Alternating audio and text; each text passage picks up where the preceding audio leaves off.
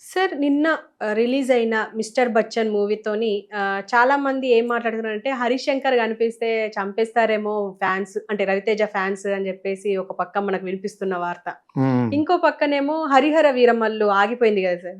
Deputy CM Pawan హ్మ్. Kalyan movie. హ్మ్. హ్మ్. సో, ఆ మూవీకి డేట్స్ ఇచ్చారు పవన్ కళ్యాణ్ అని చెప్పి ఇంకో వార్త. హ్మ్. అసలు ఈ 2 వార్తల్ని మనం ఎలా చూడొచ్చంటారు సార్?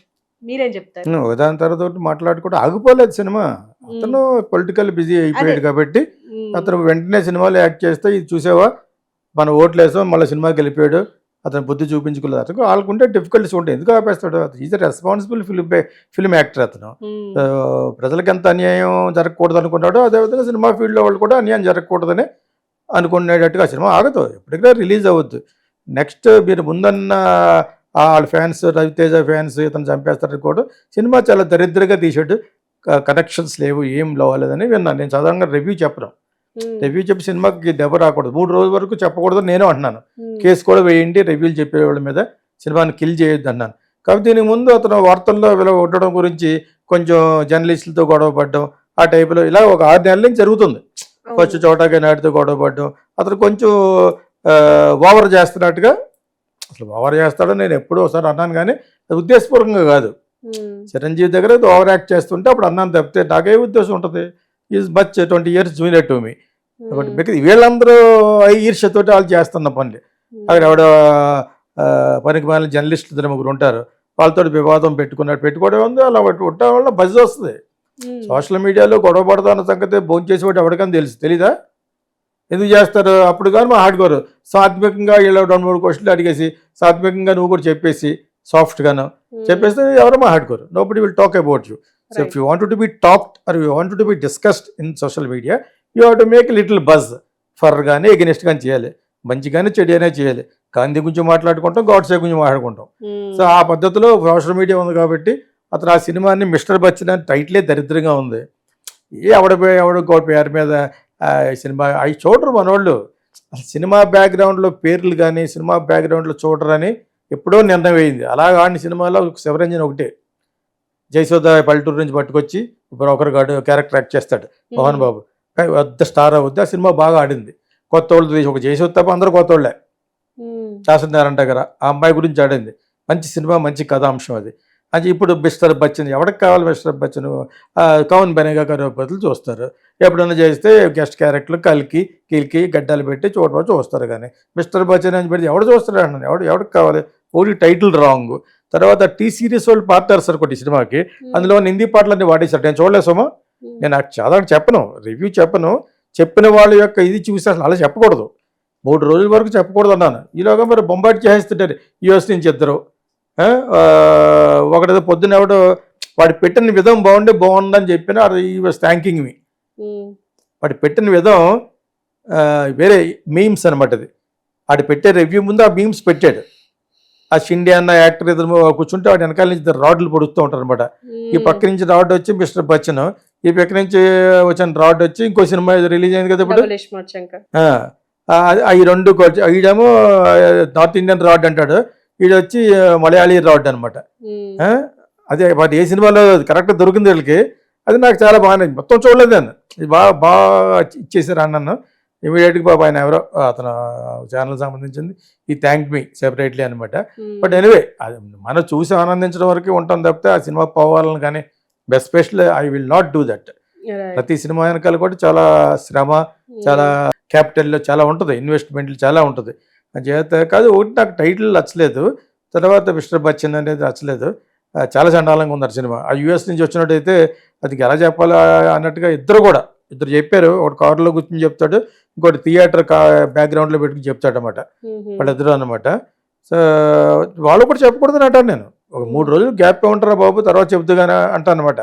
ముందుగానే చెప్పేస్తే సినిమా ఆళ్ళు రివ్యూ చూసి సినిమాకెళ్ళేవాళ్ళు ఉంటారు. హ్మ్. కానీ కొంతమంది నెగెటివ్ గాళ్ళు ఉంటారనమాట. వాడి కింద ఉన్న వాళ్ళందరూ నెగెటివ్ గాళ్ళే.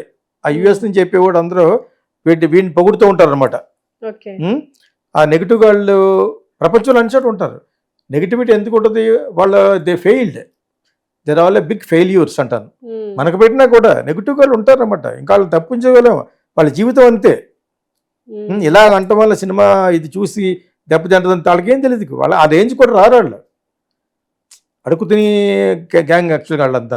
వాళ్ళు ఎందుకంటానంటే they are all negative pessimistic fools అంటారు, ఆప్టమిస్టిక్ కాదు వాళ్ళు. ఓకే. సో ఆ విధంగా నిజంగా కూడా బాగోలేదు అన్నట్టుగా తర్వాత ఇప్పుడు ప్రూవ్ అయింది. ఒక రివ్యూ కాదు ఇంకో రివ్యూ అని చెప్పాలి కదా, ఇంకో 2 రోజుల తర్వాత ఎలా ఉంటుందో చెప్తామని చెప్పేసి. ఇది ఎప్పటికంటే రాడ్ అనేది కనిపెట్టారు మనవాళ్ళు. మలయాళంలో ఇది లేదు, అది రాడ్ ఇది రాడ్ అని అనరు. ఓకే. సో నేను ఒక సినిమా చూసాను మలయాళం, ప్యారడైజ్ అని.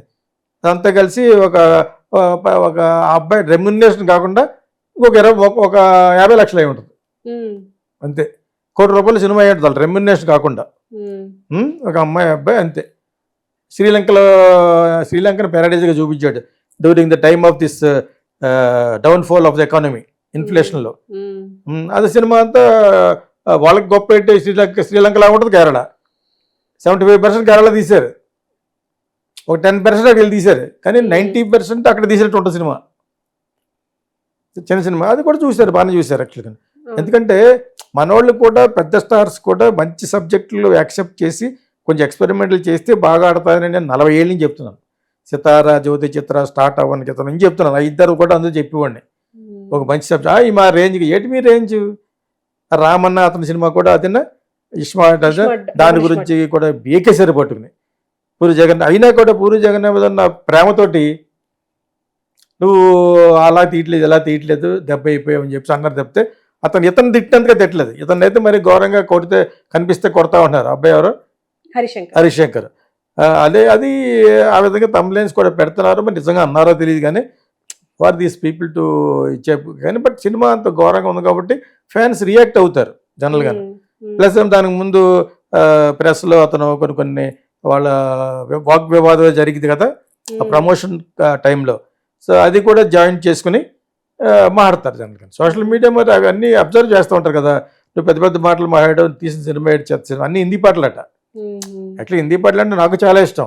అప్పటికప్పుడే ఇది సరదాగా ఎక్కడన్నా సందర్భం పెడదామా అనిపిస్తుంది. ఆ మిస్టేక్ చేయకూడదు. నీకు ఇష్టం నాకు ఇష్టం అంతే. ఓకే. బట్ ప్రజలకు ఇష్టం ఉండదు, ప్రజలకు ఆ డిఫరెన్స్ వచ్చేస్తుంది. అసలు ఆ హిందుస్థానీయే ఇష్టం ఉండదు మనకి. మన ఇళయరాజా మన గొడవే తప్పితే కీరవాణి తప్పితే అవి ఎంత బాగున్నా కూడా మన కింద ఫీల్ అవ్వరు. మన సినిమా గోయర్స్ గురించి చెప్తున్నాను. ఇటువంటి విషయాలు చాలా తెలుసుకోవాలంటే join Geeta Krishna film school. And also free వెబినార్లు కూడా తక్కువ రేట్లో పెట్టదలుచుకున్నాం. సో నా నెంబర్ ఆల్రెడీ చెప్పాను, 9849255171. దాన్ని వాట్సాప్ చేయండి, డోంట్ కాల్, నేను నేర్పిస్తాను అనమాట. సో ఇది అంతా బాగానే ఉంటుంది. చాలా సినిమాలు డైరెక్ట్ చేశాడు. మరి అటువంటి వాడు ఇటువంటి ఎందుకు చేసాడంటే అలా కవర్ అయిపోతుంది. ఇప్పుడు టీ సిరీస్లో ఉన్న వాళ్ళు తీశారు కాబట్టి రైట్స్ కొనుక్కోకలేదు. ఆ పాటలు పెట్టినాం మనం అంతా కొనుక్కోవాలి. ఇప్పుడు మ్యూజిక్ రైట్స్ గొడవ అయిపోయింది. ఇప్పుడు యూట్యూబ్ ఒప్పుకోదు. అంచేత అవన్నీ వాళ్ళు చాలా పెద్ద గుల్షన్ కుమార్ తమ్ముడిదే కాబట్టి అన్నీ వాళ్ళయ్యే కాబట్టి వాళ్ళు పెట్టుంటారు. మనకు చాలా బాగుండే నచ్చేవాళ్ళు ఎవరు 5%. మిగతా వాళ్ళు మన సినిమా మన గొడవ. ఆ విధంగా చూస్తే టైటిల్ కానీ బ్యాడ్. అది వచ్చిన పేరు పెట్టబెట్టి మిస్టర్ ఎన్టీఆర్ అన్నాం అనుకో, సినిమా ఆడుతుంది. Is our property. మీకు అర్థమైంది. ఇప్పుడు of course now has become a national property. పెద్ద ఎన్టీఆర్ గురించి చెప్తున్నాను నేను. సో ఆ విధంగా చూస్తాను. వచ్చిన వాడికి కావాలి అంటే మనం దూరం ఉంటే పాన్ ఇండియా కాబట్టి అన్నిట్లో పెడుతున్నాం తీసుకొచ్చి ఒక 10 కోట్లు ఇచ్చి. మరి ఇప్పుడు హరిహరన్ వీరమల్లు గురించి ఏమంటారు? హరిహరన్ వీరమల్లు కూడా ఇందులో క్వశ్చన్లో చేసావు కాబట్టి అతను యాక్చువల్గా నా సినిమాకి ఫస్టే చెప్పాను కాబట్టి సినిమాకి దెబ్బ వచ్చే పనులు చేయడు. అలాగని చెప్పేసి ఉప ముఖ్యమంత్రి అయిన మన్నాడు రాడే స్టార్ట్ కెమెరా అన్నాడు ఏకెత్తారు పట్టుకుని. నేను రే మనం అనుకున్నావా ఇదే ఇలా చేస్తారు. చిరంజీవి అలా చేసాడే మనోడే అంతే అంటారు కాబట్టి కొంత గ్యాప్ ఇచ్చి ఇప్పుడు డేట్ లేకుండా ఎందుకుంటాడు. అతని రెమ్యూనరేషన్తో పాటు సినిమా యూనిట్కి మిగతా ఆర్టిస్టులకి వాళ్ళు ఖర్చు పెట్టేసి ఉంటారు. వాళ్ళందరూ ఎందుకు చేస్తారు? లేకపోతే అతను కాంపెన్సేషన్ ఇవ్వాలి కావాలండి, పబ్లిక్కి ఇవ్వాలి. నీకు ఒక 50 కోట్లు అయింది, ఇదిగో 50 కోట్లు ఇచ్చేస్తాను అనాలి. లేకపోతే ఫైనాన్స్లు ఊరుకోరు, ప్రొడ్యూసర్ మసి అయిపోతాడు. అలా చేయడం అతను ఇంత వాళ్ళు ఎవరు చేయరు. చిరంజీవి వాళ్ళు ఎవరు కూడా చేయరు. డబ్బులు లేకపోతే సినిమా అయిన తర్వాత బిజినెస్ అయిన తర్వాత ఇమ్మంటారు తప్పితే ఈలోగా అలా చేసేవాళ్ళు ఎవరు లేరు మన స్టార్స్లో. అలా చిన్న రేంజ్ ఆర్టిస్టులు అడుగుతారు, నాకు డబ్బు ఎప్పుడు ఫూత్కి ఇచ్చేయి అంటారనమాట.